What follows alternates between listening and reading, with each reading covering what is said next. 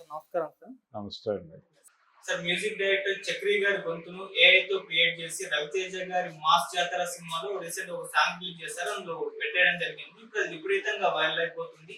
అయితే దీనికి సంబంధించి ఈ మధ్య కాలంలో ఏఐ యూసేజ్ కూడా పెరిగిపోవడం, సినిమాల్లో కూడా ఏఐని తీసుకురావడం చూస్తున్నాం సార్. మరి ఇప్పుడు సాంగ్ ఈ విధంగా ఏఐతో క్రియేట్ చేయడం అంటే ఆయన చనిపోయారు కాబట్టి ఆయన అభిమానులైతే ఖుషి అయిపోతారు గానీ ఫ్యూచర్‌లో ఇదేమన్నా ఇబ్బంది పెట్టే ఛాన్స్ ఉందా? అంటే మ్యూజిక్ సింగర్స్ కి ఏమన్నా అవకాశాలు తగ్గే అవకాశం కనిపిస్తుందా సార్? మీ ఒపీనియన్ ఏంటి? ఎక్స్‌ప్రెషన్స్ తీసుకురావటం అనేది కష్టమే. హ్మ్. అంటే ఇలా వాడుకోవటానికి ఉపయోగపడుతుంది. ఇప్పుడు హ్మ్. ఫుల్ లెంగ్త్ సినిమాలు తీస్తారు. క్యారెక్టర్లు అంటే దివంగత మహానటులని టోటల్‌గా స్కాన్ చేసి వివిధ సినిమాల్లో వాళ్ళ హావభావాలని, ప్రతి ఎక్స్‌ప్రెషన్‌ని క్యాప్చర్ చేసి, హ్మ్. వాటిని ప్రాపర్‌గా డిజైన్ చేసి కంప్యూటర్‌తో ఒక పాత నటుడితో ఫుల్ లెంగ్త్ సినిమా చేయొచ్చు అని కూడా ఏఐ గురించిన చర్చ మొదలైన తొలి రోజుల్లో వచ్చినటువంటి ఒక కంక్లూజన్. కానీ ఓకే. అంత ఈజీ కాదు అది. అంటే దానిలో ఆత్మని పలికించటం అనేది కష్టమే.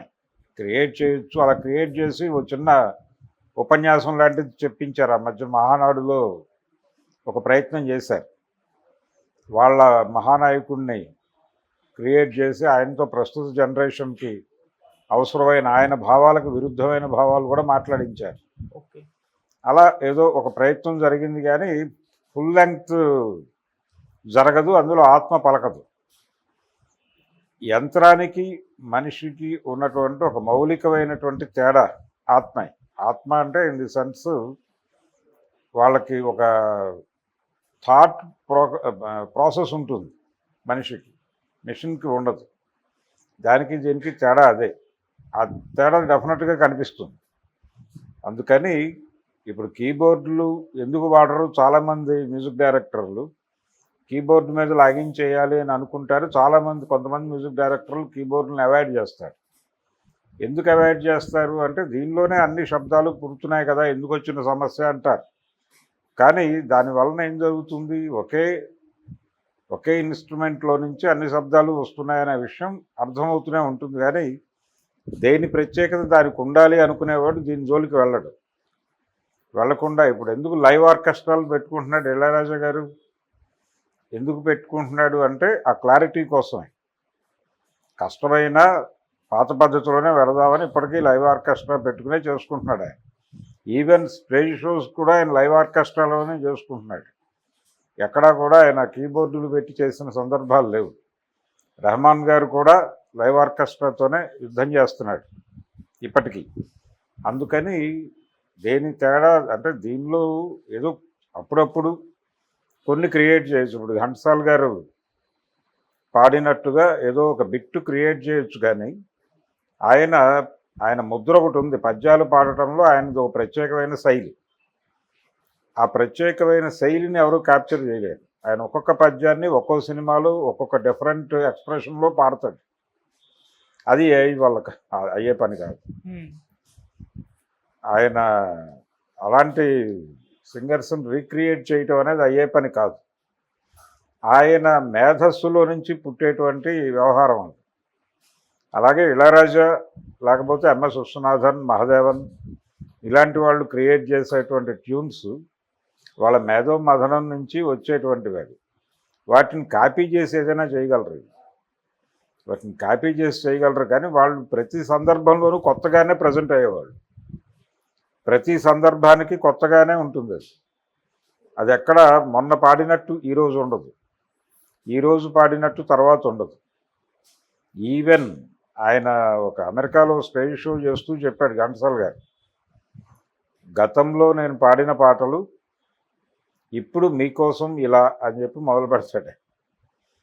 అక్కడ చాలా మార్పులు చేసేస్తాడు ఆయన మ్యూజిక్ డైరెక్టర్ కూడా కావడం వలన. సినిమాలో తనకు అవకాశం లేని అంటే కొన్ని సందర్భాల్లో ఇప్పుడు ఒక పాట ఉంది ఒక సినిమాలో, ఆ పాట యాక్చువల్గా సుశీల గారు పాడాలి, ఈయన మ్యూజిక్ డైరెక్టరు. సుశీల గారు పాడటానికి రావటానికి టైం తీసుకుంది ఆవిడ. ఈలోపు ఈయనే పాడేశాడు ఆర్కెస్ట్రాతో. పాడేసి రికార్డ్ చేశాడు. రికార్డ్ చేసిన తర్వాత ఆవిడ షాక్. ఆవిడ వచ్చి ఇదేమిటి ఆయన పాడేశారు కదా ఇంకా నాతో పాడించరేమో అనుకుంది ఆవిడ. అనుకుంటే లేదమ్మా నువ్వు కూడా పాడు, నేను సరదాగా నా తృప్తి కోసం పాడుకున్నాను, ఇది సినిమాలో వాడుకుంటారా లేదా అన్నది వాళ్ళ గొడవ. లేకపోతే రికార్డులో ఉంటుంది, సినిమాలో లేకపోయినా పర్వాలేదు, అందుకని సరదాగా రికార్డ్ చేశాను, నువ్వు టెన్షన్ పడకు నువ్వు పాడు అని పాడించాడు ఆవిడతో. సినిమాలో ఆవిడ పాడిన పాటే ఉంటుంది కానీ రికార్డుల్లో ఆ పాట బయటకు వచ్చింది, ఘంటసాల గారు పాడింది. అది విపరీతమైన పాపులర్ అయిపోయింది ఆ పాట. ఇలాంటి క్రియేటివిటీకి సంబంధించిన ఏరియాల్లో ఏఐ చాలా పరిమితంగానే ఉపయోగపడుతుంది. అన్నీ దానిలో మీరు ఏమిస్తే దాన్ని అది రీప్రొడ్యూస్ చేస్తుంది. ఇప్పుడు చాలా విషయాలకు సంబంధించి గూగుల్కి మీరు ఇచ్చిన సమాచారమే మీకు ఇస్తుంది. ఏఐ కూడా అంతే, మీరు దానిలోకి ఏది పంపు చేస్తారో అది మీకు ఇస్తుంది, దాన్ని ఒక ఆర్డర్లో పెట్టి మీకు ఇస్తుంది. ఇప్పుడు ఎవరితోనైనా నటింపజేయాలంటే, ఒక క్యారెక్టర్ని క్రియేట్ చేయాలంటే, ఉదాహరణకు నాగభూషణం క్యారెక్టర్ని క్రియేట్ చేయాలనుకున్నారు, రిక్రియేట్ చేయాలనుకున్నారు. ఆయన టోటల్ అన్ని మూమెంట్స్ మీరు దానికి ఫీడ్ చేయాలి. చేసి ఆయన యాంగర్గా ఉంటాడు అని కొడితే యాంగర్ మూమెంట్స్ అన్నీ కలిపి ఒక అవుట్పుట్ ఇస్తుంది. ఆ అవుట్పుట్ తీసుకుని మీరు ఏదైనా చేయాలి. ఆయన కామెడీగా కావాలి అంటే కామెడీగా మీరు ఇచ్చినటువంటి మూమెంట్స్ అన్నీ ఓ దగ్గరికి తీసుకొచ్చి ఇస్తుంది. దానికి మీరు ఏదైనా డైలాగ్ జోడించుకోవాలి. దానివల్ల మీకు ఆత్మ కనిపించదు, అది చూడగానే అర్థమైపోతుంది ఇది కృతకముగా ఉన్నది అనే విషయం అర్థమవుతుంది. ఆ మధ్య ఎన్టీఆర్తో రాజమౌళి గారు చేసినటువంటి ఒక ప్రయోగం ఉంది కదా, యమదొంగ అనే సినిమా. దానిలో ఏఐ కాదు కానీ వాళ్ళు గ్రాఫిక్స్లోనే ఎన్టీఆర్ని తీసుకొచ్చారు. సీనియర్ ఎన్టీఆర్ని జూనియర్ ఎన్టీఆర్ని మ్యాచ్ చేసి ఒక పాట ఏదో డాన్స్ చేయించే ప్రయత్నం చేశారు. అలాగే అంతకుముందు ఒక వెంకటేష్ గారి సినిమాలో కూడా ఎన్టీఆర్ వెంకటేష్ కలిసి డ్యాన్స్ చేస్తున్నట్టు వాడారు. అది సరదాగా ఏదైనా బిట్ చూసుకోవడానికి బాగానే ఉంటుంది, కానీ టోటల్ క్యారెక్టర్ ఆయన్ని తీసుకొచ్చి చేయించడం అనేది అయ్యే పని కాదు. ఎందుకంటే ఆయన ఒక పాత్ర చేసినట్టు ఇంకో క్యారెక్టర్ చేయడే, ఆ విషయం ఆడియన్స్కి తెలుసు. ఈ ఎక్స్ప్రెషన్ ఎక్కడ ఇచ్చాడు ఆయన అనేది కూడా వీళ్ళకి అర్థమవుతుంది. అంటే అంతగా ఫాలో అయిపోతూ ఉంటారు కదా రెగ్యులర్గా రోజువారీ, ఎక్కడో చోట అది చూస్తారు ఆ వీడియో. ఈ ఎక్స్ప్రెషన్ వాళ్ళు బలానా అమ్మగోళ సినిమా నుంచి పట్టుకొచ్చారు. ఇప్పుడు వాళ్ళు వాడినటువంటి ఆ 2-3 పాటల్లోనే ఆ బిట్లు ఎక్కడి నుంచి తీసుకొచ్చారో జనాలకు తెలుసు. యమదొంగ సినిమాలో వాడిన బిట్ ఎక్కడి నుంచి పట్టుకొచ్చారో తెలుసు. గజ దొంగ తదితర సినిమాల నుంచి పట్టుకొచ్చి ఆ ముక్కలు వాడారు. అక్కడ వాడి ఆ పక్కన జూనియర్ ఎన్టీఆర్ని మ్యాచ్ చేస్తూ షార్ట్ కంపోజ్ చేశారు. ఇది సామాన్య ప్రేక్షకుడికి తెలుసు. రేపు పొద్దున ఇదే ఫుల్ లెంగ్త్ సినిమా తీస్తే ఎవరు చూస్తాడు దాన్ని? అక్కర్లేదు మాకంటారు. అలాగే వీళ్ళు పాటలు కంపోజ్ చేసినా ఎవడో వినడు. ఇళయరాజాతో మ్యూజిక్ చేయించుకోవాలనుకుంటే ఇళయరాజా గారు ఆయన పద్ధతిలో ఆయన సంగీతం ఇస్తాడు. లేదు కోటిని పెట్టుకుంటే కోటి పద్ధతిలో, కోటికి సబ్జెక్ట్ ఇంకిన పద్ధతిలో ఆయన మ్యూజిక్ ఇస్తాడు. మీకు క్లారిటీ కావాలంటే లైవ్ ఆర్కెస్ట్రా పెట్టి రికార్డ్ చేసి ఇస్తారు. సింగర్స్కి వాళ్ళకి ఇలాంటి ఎక్స్ప్రెషన్స్ చిన్నవి ఏవైనా ఉంటాయి. ఇప్పుడు సపోజ్ స్మైలింగ్ ఇలాంటివి ఉంటాయి కొన్ని బిట్లు, అవి క్రియేట్ చేసుకోవచ్చు. ఇప్పుడు రామోలా గారు ఆ రోజుల్లో ఈ నవ్వులకు సంబంధించి సినిమా పాటల్లో నవ్వులకు సంబంధించి, అలాగే ఈ చిన్న మూలుగులు ఇలాంటివి, నిట్టూర్పులు ఇలాంటి ఎఫెక్ట్స్ అన్నిటి కోసం రామోలా అని ఒక సింగర్ని వాడేవారు. ఆవిడ రకరకాల ఎక్స్ప్రెషన్స్ ఇచ్చేది గొంతులో, అవన్నీ ఏఐలో క్యాప్చర్ చేసుకుని అవి వాడుకోవచ్చు ఎవరైనా. వాడినప్పుడు ఆవిడ వారసులు ఎవరైనా వింటే కేసేస్తే మళ్ళీ మీరు చెల్లించాల్సి ఉంటుంది. అది జరిగింది already.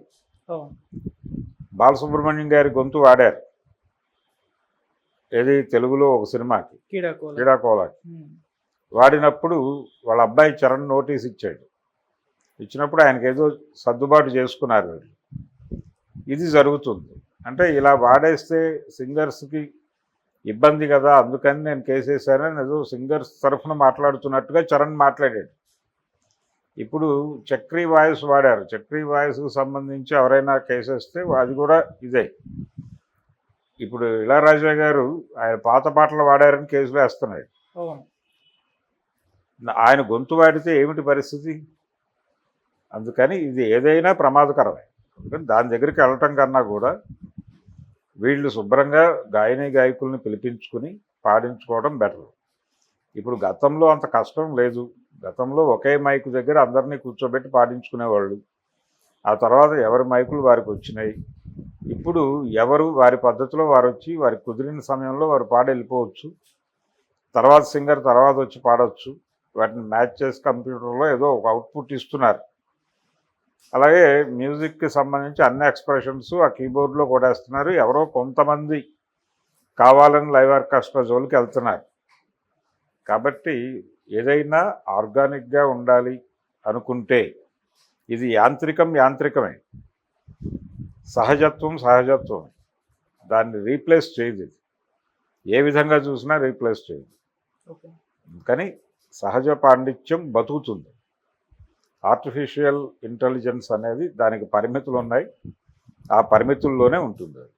Okay sir, thank you so much. Thank you.